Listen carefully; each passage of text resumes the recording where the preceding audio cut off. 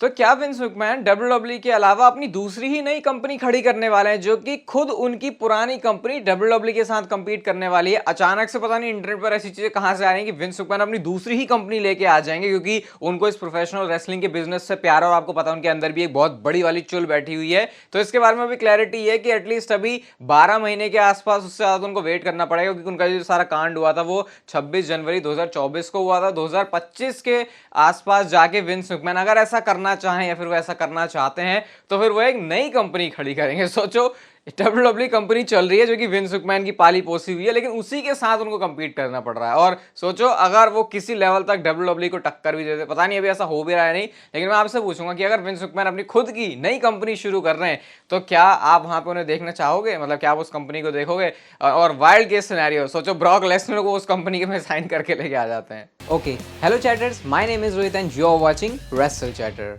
Welcome है guys, आपका voice of wrestling के एक और नए एपिसोड में। रेसलमेनिया की सबसे बड़ी बात थी कोडी रोड्स का रोमन रेंस को हराना, और उसके अराउंड बहुत सारी इंटरेस्टिंग बातें खुद कोडी रोड्स ने रिवील करी। सबसे पहले तो भाई बंदे ने पहली बार अपना जेन्युइन रिएक्शन बताया उस चीज के ऊपर कि जब रॉक ने आके उनका स्पॉट लिया था। वो इनिशियली जब रॉक ने कोडी रोड्स ने बोला था कि मैं रेसलमेनिया में फेस नहीं करूंगा तुझे, तो उस टाइम पर उनको कैसा लगा था। तो कोडी रोड्स ने ये बोला कि पता नहीं, मैं खुद डिनायल में था, मुझे खुद नहीं पता चल रहा था क्या हो रहा है। सारे लोग आसपास मेरी इसी चीज के बारे में बात कर रहे थे, तो मैंने यही सोचा समझा कि मैं इस समय इसके बारे में ज्यादा कुछ रिएक्शन नहीं देता। लेकिन कोडी रोड्स ने बात एडमिट करी कि शायद उनको रिएक्ट करना चाहिए था इस चीज के ऊपर, लेकिन वो फिर कहते हैं कि चलो ठीक है, एट द एंड जो सारी चीजें हैं वो गुड ही टर्न आउट करी। एंड देन उन्होंने उस मोमेंट के बारे में बात करी जो रोमन रेंस ने 3 वर्ड्स बोले थे कोडी रोड्स को उनका रेसलमेनिया का मैच शुरू होने से पहले। रोमन रेंस ने बोला था वन फाइनल डांस और वन मोर डांस, ऐसे करके उन्होंने बोला था। और वो ये भी बोलते हैं कि कैसे मैच में उतरते टाइम ही कमेंट्री पर जो बोलते नहीं है बिग फाइट फील, वो मैं एक्चुअल में उस चीज को फील कर सकता था। और उन्होंने थैंक यू भी बोला उन सारे लोगों को जो इस मैच का पार्ट बने थे, उनकी साइड से भी आए थे, इवन जो रोमन रेंस की साइड से आए थे उनके बारे में बोलते हैं कि भाई बहुत अच्छा लगा है देख के कि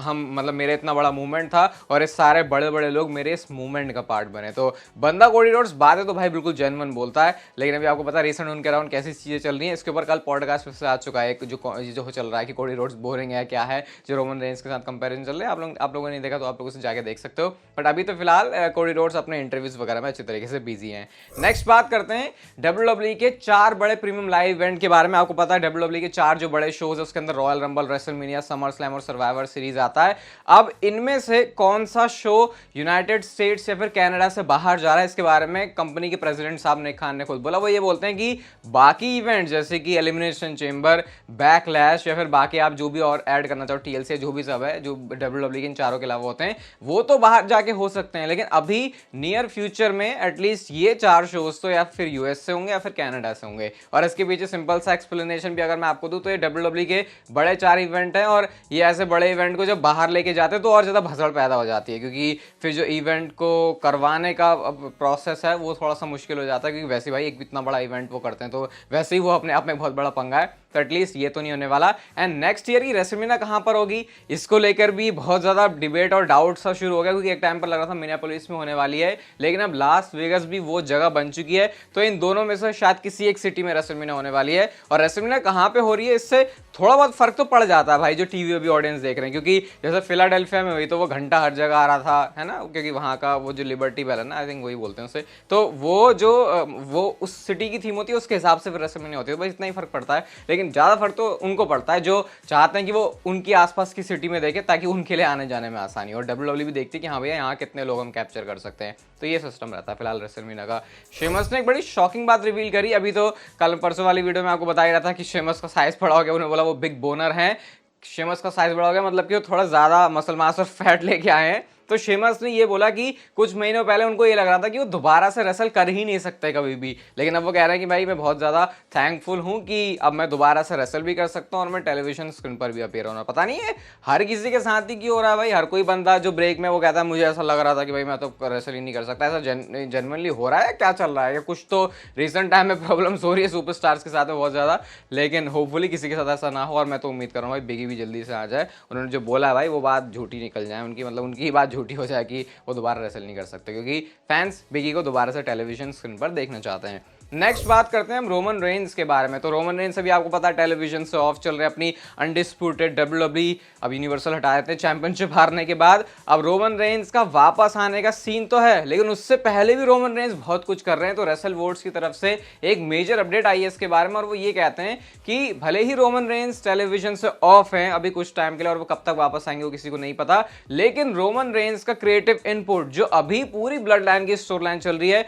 उसमें रहने वाला है। यानी कि वो जो टामाटोंगा आए हैं उसके पीछे ट्रिपल एच का दिमाग भी है, उसके पीछे पॉल हेमन का दिमाग भी, और भले ही रोमन रेंस अपना एक अपने खुद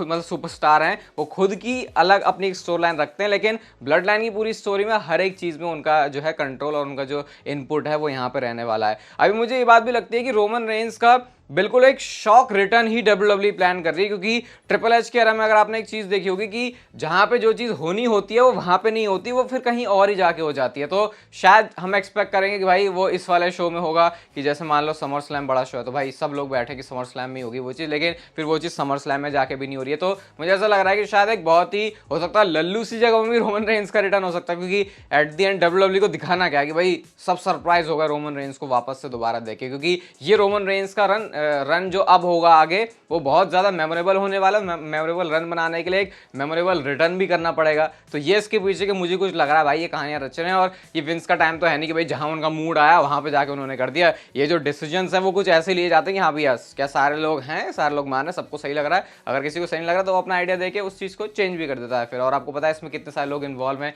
ऑलरेडी ब्लड लाइन वाली स्टोरी में, तो ये तो बढ़िया ही होगा भाई, इसमें तो कोई भी शक नहीं है। मुझे लगता है कि डब्ल्यूडब्ल्यूई इसको किसी भी तरीके से एफ अप करने वाली है। रिसेंट एक लाइव इवेंट में भाई क्या मैच दे दिया इन्होंने, ये तो लाइव इवेंट में ऐसे मैच कर रहे Gunther, Chad Gable, Finn Balor और सैमी ज़ेन, इनके बीच फेटल 4 में मैच हुआ इस इंटरकॉन्टिनेंटल चैंपियनशिप के लिए। तो लोग इसकी डिमांड कर रहे भाई ये मैच कहाँ तुमने लाइव इवेंट में करवा दिया, इसको तो तुम एक स्टोरी बना के मेन रोस्टर में भी कर सकते थे, बट खैर आपको पता लाइव इवेंट में वहाँ की ऑडियंस को देने के लिए भी होता है। रिजल्ट में होता कुछ ऐसा है, देखा तो नहीं मैंने, लेकिन सैमी ज़ेन ने पिन कर दिया फिन बैलर को, और ऑब्वियसली भाई लाइव इवेंट है तो चैंपियनशिप यहाँ पर रिटेन ही हो जानी थी। अगली स्टोरी की तरफ गाइस हम लोग चलते हैं, और अंडरटेकर से बढ़िया सुपरस्टार, बढ़िया रेसलर, बढ़िया लेजेंड हमको मिल चुका है। तो ग्रेसन वॉलर का इसके बारे में ये कहना था कि क्या अंडरटेकर रेसलमेनिया में हारा है? यस, रेसलमेनिया में अंडरटेकर हारा है। क्या ग्रेसन वॉलर रेसलमेनिया में हारा है? बिल्कुल नहीं हारा है। तो इससे बात क्लियर होती है कि वो अंडरटेकर से बेटर है, मतलब ग्रेसन वॉलर अंडरटेकर से बेटर है, ऐसा ग्रेसन वॉलर का कहना है अपने कैरेक्टर में रह के। तो अब आप इसके बारे में बस 2 ही शब्द लिखना, ज्यादा उससे ज्यादा मत लिखना कमेंट सेक्शन में, आप क्या सोचते हो इसके बारे में।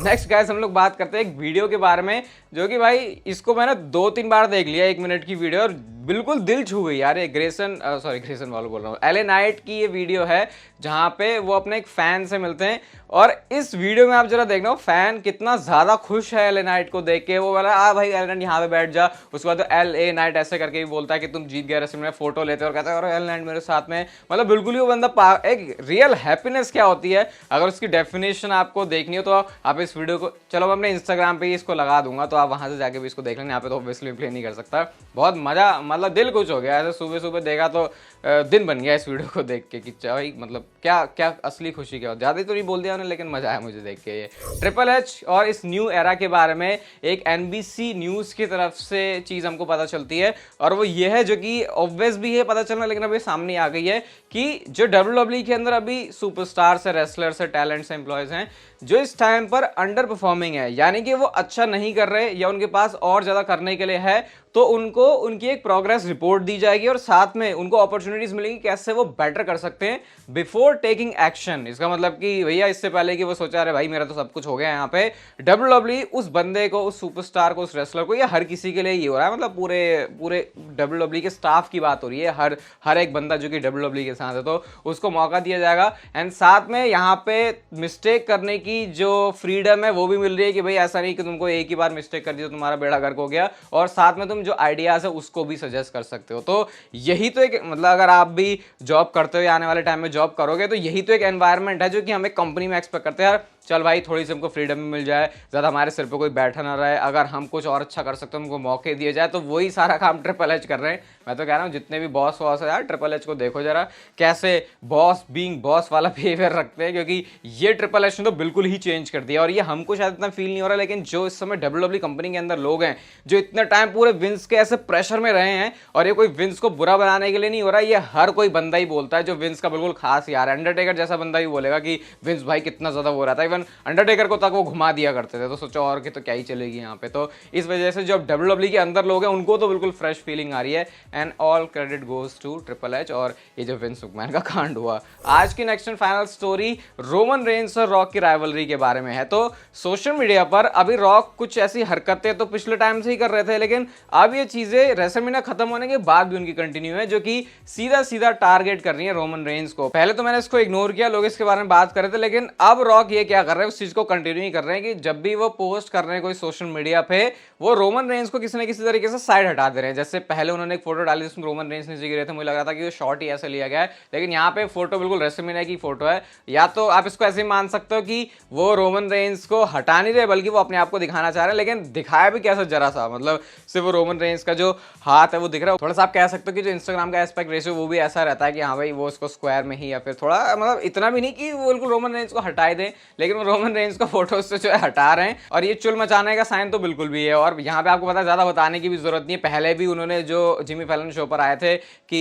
यहाँ पे एक ट्राइबल चीफ है and then there is a final boss, ऐसा करके उन्होंने बोला था। रेसलमेनिया से पहले वाली वीडियो में मैंने इसको बताया था, आपको याद ही होगा। तो ये जब आएंगे, जब करना शुरू करेंगे ना भाई रोमन रेंस और रॉक की स्टोरी लाइन राइवलरी, जो 1-on-1 वाला इनका मैच होगा, उसकी बिल्ड तो कुछ ऐसी लेजेंडरी बनाने वाले हैं कि बस फैंस उसको सालों साल तक नहीं भूलने वाले जब तक डब्ल्यूडब्ल्यू को याद करते हैं। वीडियोस मस्त लग रही है भाई, तो चैनल को सब्सक्राइब जरूर कर देना, ताकि आप जो इस चैनल पर कंटेंट हो बिल्कुल मिस ना करो, और वीडियो अच्छी ज्यादा लग रही हो तो फिर लाइक भी कर दो, और तब तक फिर लेते रहो जिंदगी के मजे।